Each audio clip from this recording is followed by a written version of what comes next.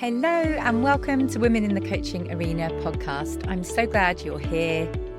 I'm Lott, a business mentor and ICF accredited coach, and I help coaches to build brilliant businesses.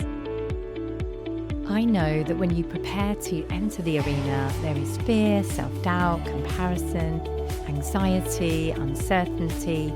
You can tend to armor up and protect yourself from vulnerability. In this podcast, I'll be sharing honest, not hype, practical and emotional tools to support you to make the difference that you're here for. Dare greatly, you belong in this arena. Hello, welcome to the 90th episode of Women in the Coaching Arena. I am so glad you are here. It feels very exciting to be on my 90th episode, and I must plan some sort of party or something for my 100th episode. So thank you so much for listening, and I cannot wait to dig into today's topic, which is how to make money as a coach in 2025.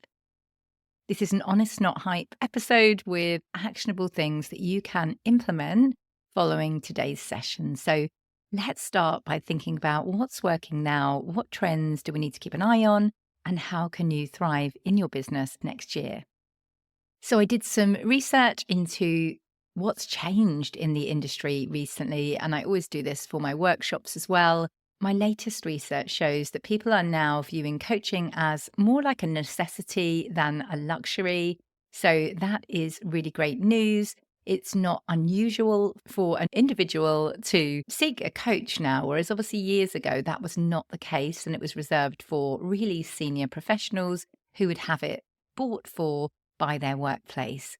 So this shift will open doors for you to expand your reach and access everyday people by addressing everyday problems. My next finding is that specialization rules.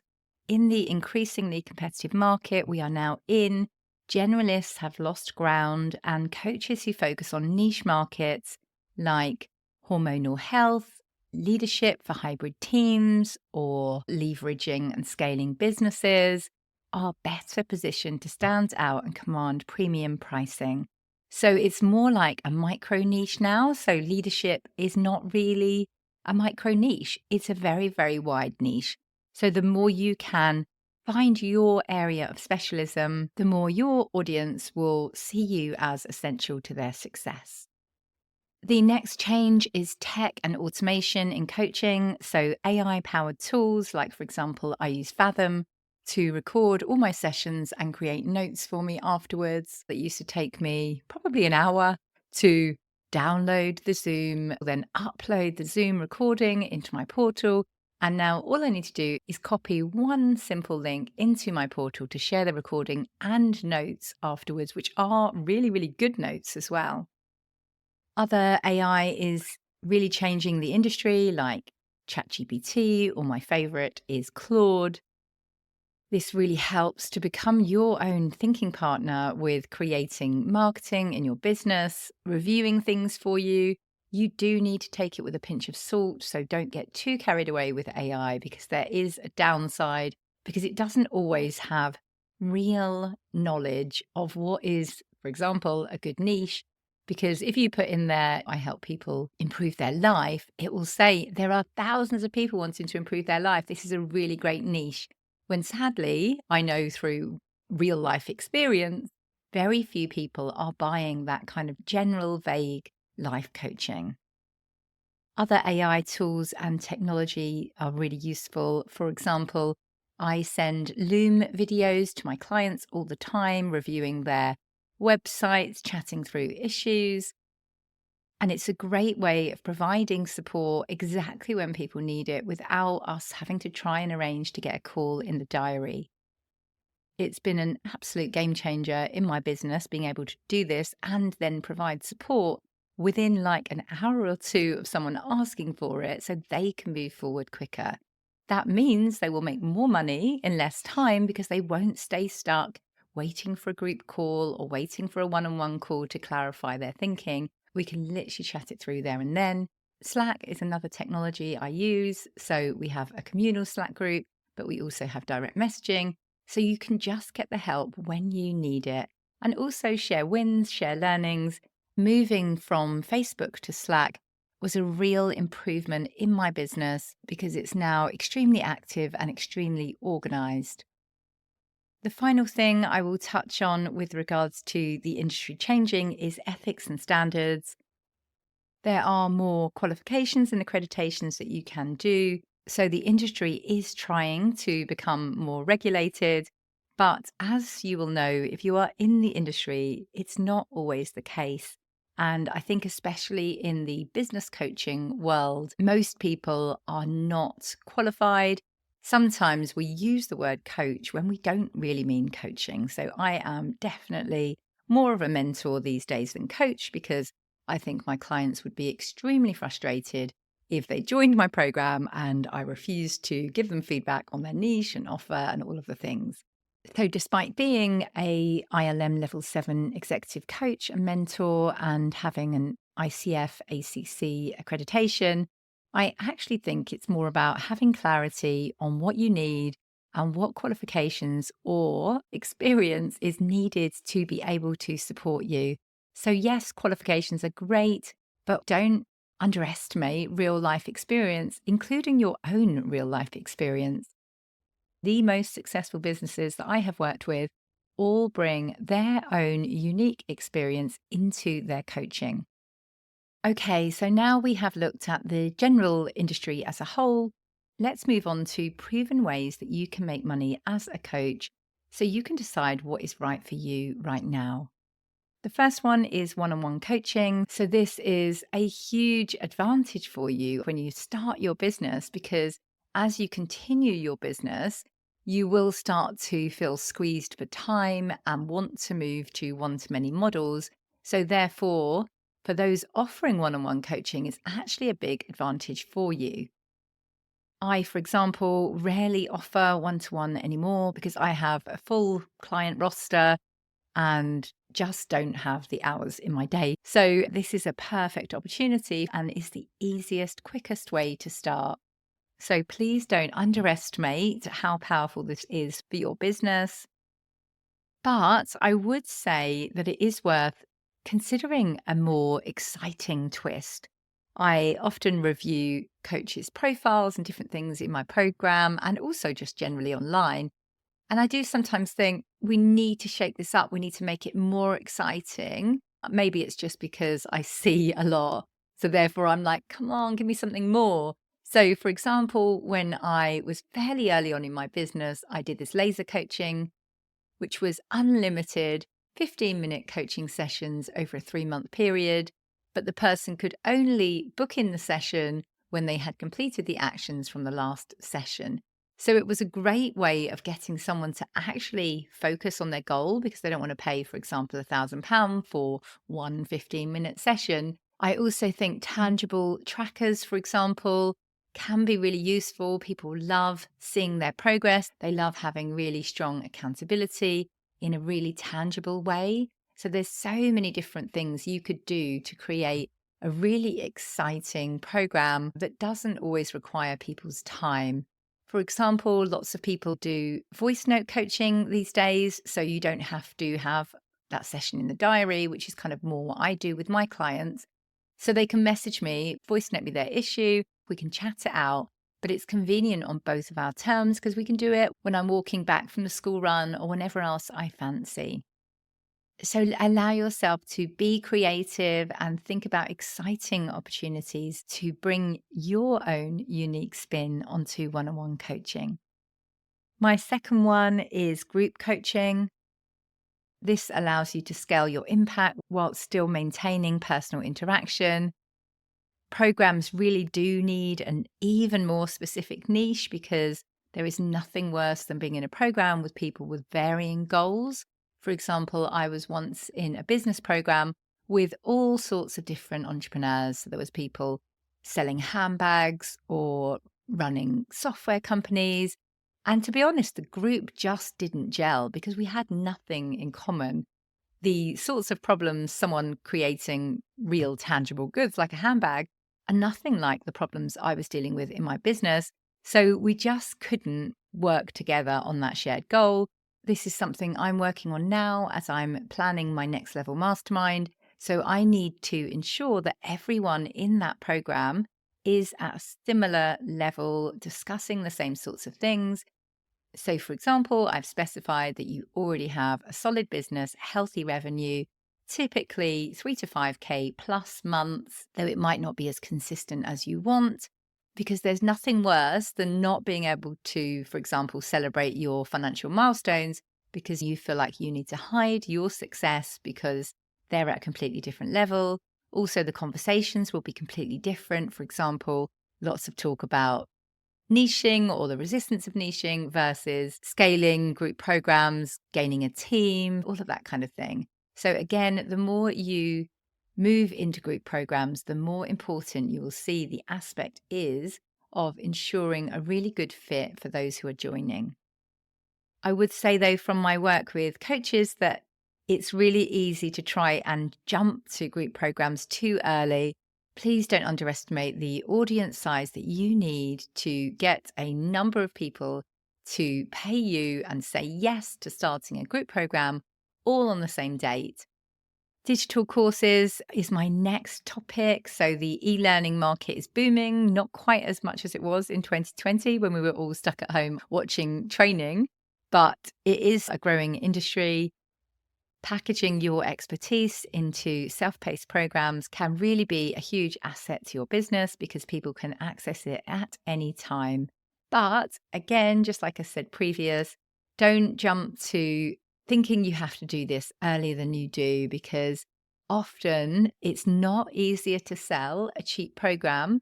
So, for example, I sell way more of my higher value packages than I do my lower value self-paced course, because sometimes people know that they're not really going to log in and they're not really going to be able to take the action without that support and accountability. You also lose the connection, the feedback. So there are great pluses of online courses, but do bear in mind that without that support and accountability, the average completion rate is just 3%. So if you want to create a huge impact in your business, this might not always be the model for you. Or it might be the model for you if you want to focus on a micro course that people will implement and get results from.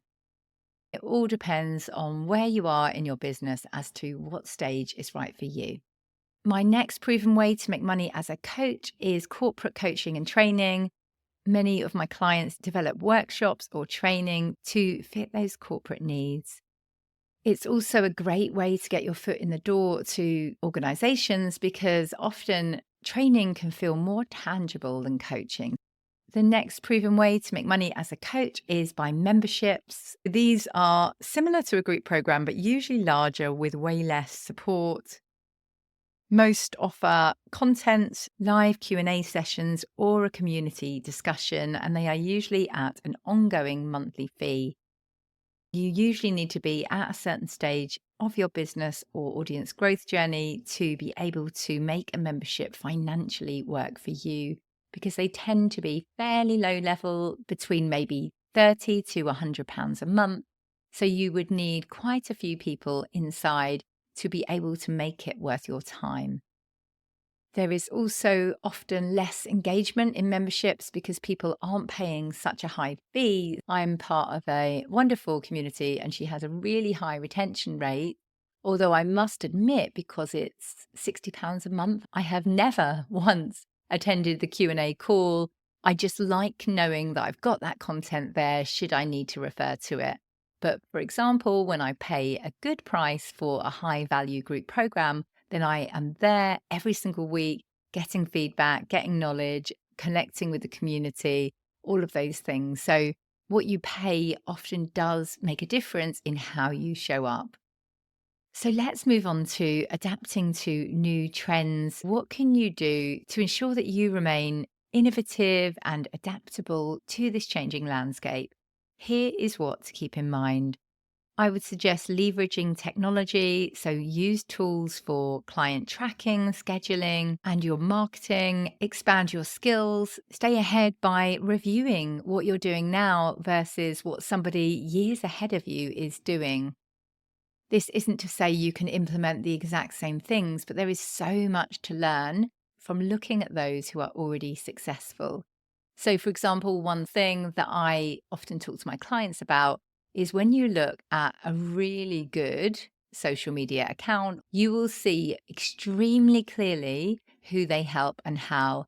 When you look at a less established coach, you will immediately see that it's really vague and there's usually 5 steps to productivity, but it's not like 5 steps to productivity if you are a leader with a team of 30 people and you want to learn how to delegate more effectively.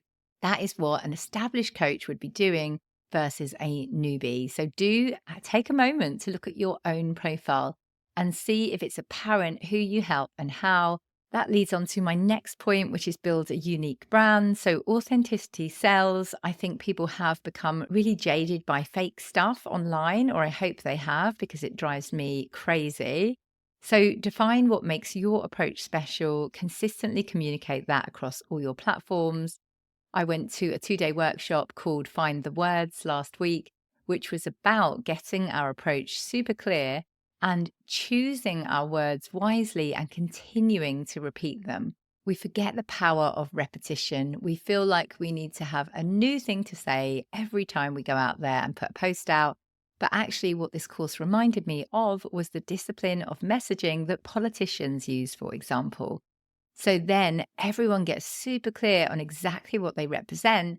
Whereas if they continue to use different words, like we often do when we're kind of explaining what we do, for example, then it's really hard for you to stick in people's minds enough for them to be able to convey to other people exactly what you do. Now, we have covered a lot, so let's move into avoiding burnout and building sustainability. I think the more you grow, the more you realize you only have limited time and energy for things. So your focus is your most valuable thing. Ensure that you have automated admin tasks. Like, for example, I've just set up Asana as a project management system. And it's just been amazing knowing that every single process I do in my business is recorded in there and I can delegate it really easily. Next up is to create clear boundaries to avoid burnout.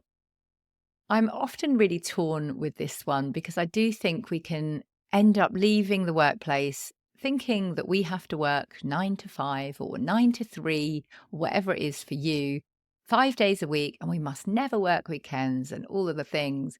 But actually, it's about having your boundaries with intention. So here I would just say, what works for you? Like, I love recording this podcast at weekends because, to be honest, the week is really busy. I've got things going on.